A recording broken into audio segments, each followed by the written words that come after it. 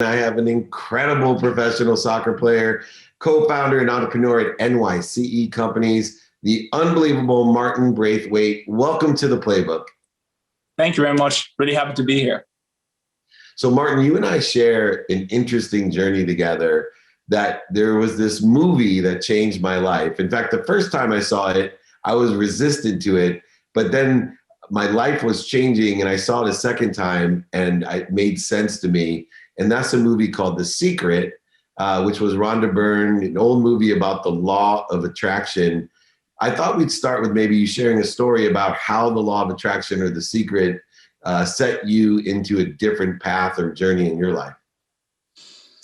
I've heard about it when I was younger, but I never really bought into it right away. Like me. Exactly. And I remember I had an injury. I broke my leg. And while I was recovering from my injury, I was just taking time off to really dig deep in my mind and ask myself a lot of questions, the things that I could do better in my life. And sort of by coincidence, I ended up looking at law of attraction, writing goals down. So actually the journey started here. I wrote some goals down that happened 10 years later, which was signing for Barcelona. But the first success that I had with law of attraction, I think, was around 1 year after my leg was broken when I had that injury. I was before a game getting told that I had to be on the bench, which was not a starter. And I was so upset. I was angry. I didn't feel like I deserved it. And I started reading The Secret and I started looking at these things and I said, I'm going to give it a try now. And I just started visualizing myself playing this game, entering this game and scoring a goal. I said, no matter what, even if I'm playing 5 minutes or 30 minutes, doesn't matter. When I get in, I'm going to score in this game. So I started visualizing myself scoring a goal, seeing myself being interviewed after the game, where I had got like man of the match, where it was a big champagne. And people, they were just in awe of how I played this game. So I remember I showed up to the stadium today with a good feeling. And I was looking around and I said to myself, I'm going to score in this goal today. So the game got started.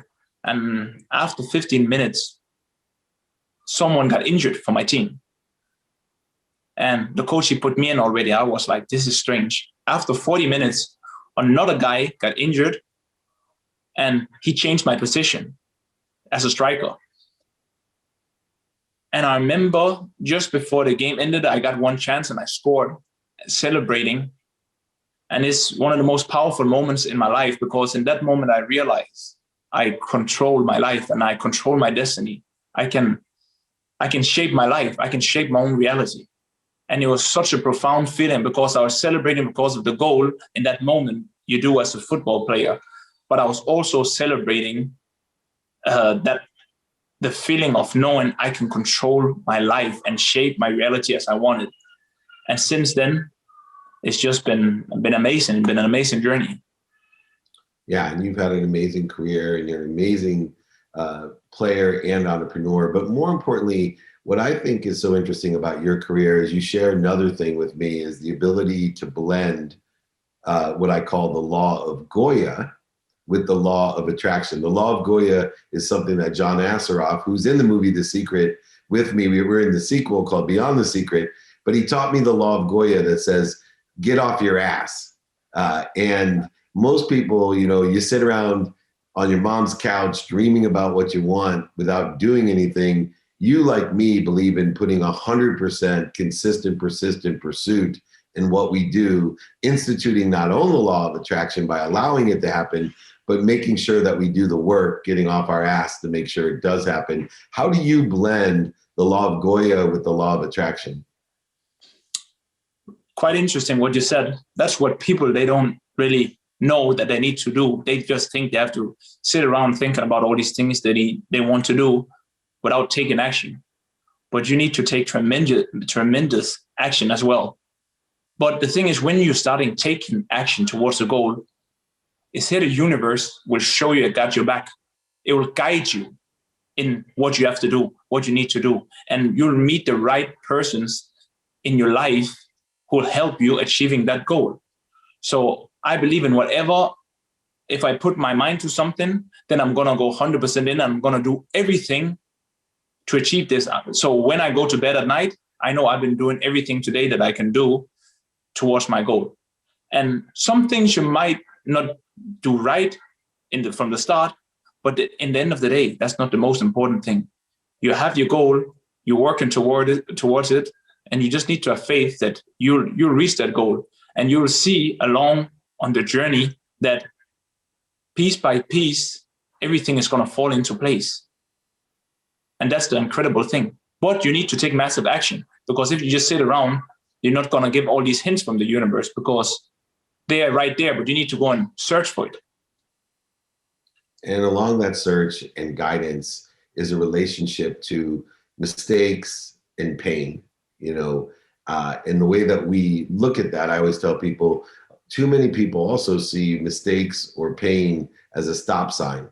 And instead, people like you seem to see the mistakes as an indicator, as a turn signal, let's say, instead of a stop sign, telling you that, hey, you got a lesson to learn. And if you learn it, you'll end up somewhere better. But you also, on top of that, institute faith and blend with the pragmatic world, saying, I kind of hear you telling me, Martin, I'm always happy where I'm at, David. And I give everything I have to angle to a goal, angling, learning as I go. But overall, I have faith, no matter how many mistakes, setbacks, setups that I have faith I'm going to end up somewhere better. How do you blend the understanding of, failures, mistakes, and pain with that faith that, these are for a purpose or reason or a lesson, so I can end up in a better place? How do you make that work for you? Of course, it can be difficult at times when you fail certain things and make mistakes, because it hurts. It hurts. And in my line of work, there's a lot of people judging you and pointing fingers at you when you're doing mistakes and not doing everything right. But I don't look at it in that kind of way.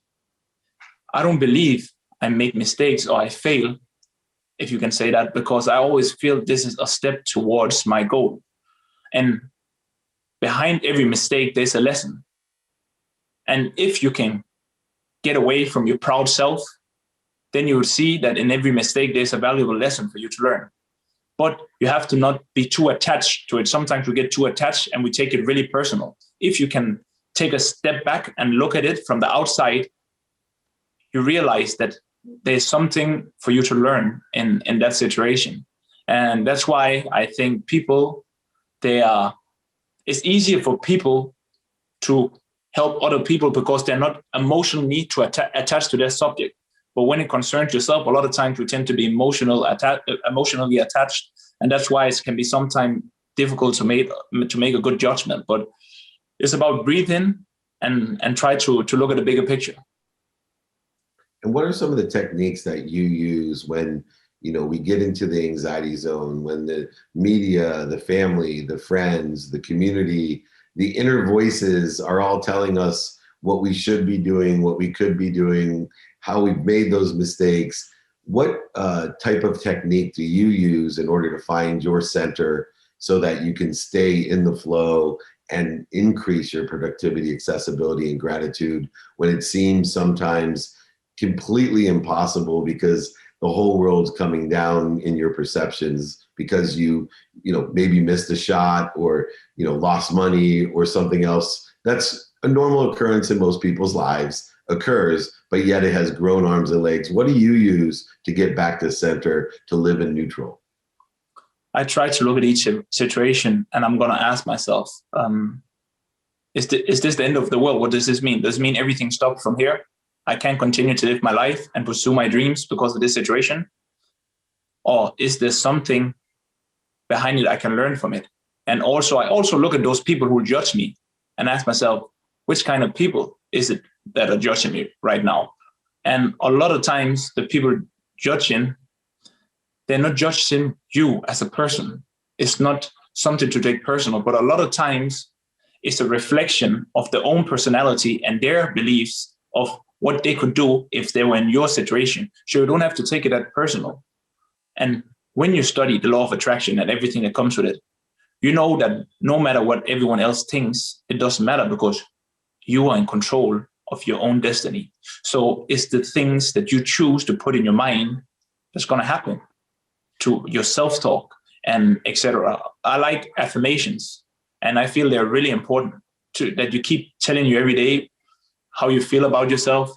You tell yourself some affirmations in a way that with a goal that you have already achieved it. It just gives power to you, and it gives a good feeling, I would say. And I feel in life, you see how we can brainwash through social media, the TV, and just listening to my mind. If I don't take control of my mind, I can see the inner conversation I'm having is always negative, telling myself what I can't do. And it's kind of funny because I just realized how much we've been being manipulated. So we really need to take control of the mind, because even though I'm someone positive and I'm always thinking about improving myself, and I see if I don't wake up taking control of my day, I'm being controlled. So I would rather want that I take control of my day and work towards that, because it can be difficult sometimes. I understand it can be difficult. That's why you need to take time to yourself every day and try to listen to your thoughts, to listen, what are you really telling yourself? Yeah, those affirmations are essential. I do and coach, some of the world's greatest athletes, and it's amazing. Simple affirmations. I always tell them, give yourself a gift every day, because you can't give what you don't have. So tell yourself, I am worthy. I am happy. I am forgiving. All of these affirmations predicated with the words I am, not only give it internally, but allow us to have that come through us to others for when they do put those judgments or conditions on us, or even worse, when we put the judgments and conditions upon ourselves. Obviously you've done a lot of inner work. I'm trying to stay away from your extraordinary talents on the field and giving more of the powerful playbook in your heart, mind, and soul, because I think those are much more distinctive in the world of sports, and a lot of people don't get an insight. If you wouldn't mind, because you've done this inner work, what's one of the things that you're still working on today that you find inside of you that's a challenge? Maybe an ego-based consciousness, an insecurity, something that you're working on that you constantly, see progress, obviously not perfection with. The thing is, you'll never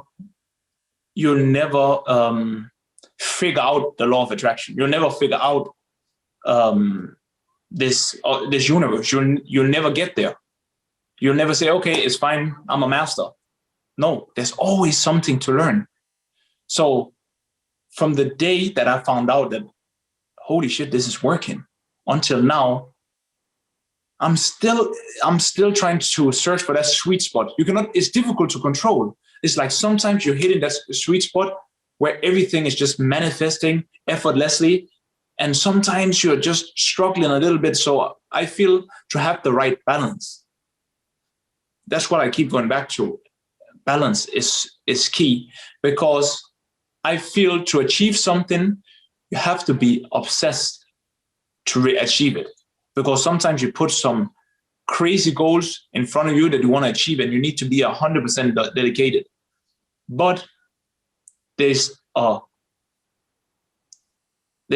line you can cross. Is the line between obsession and desperation is really close.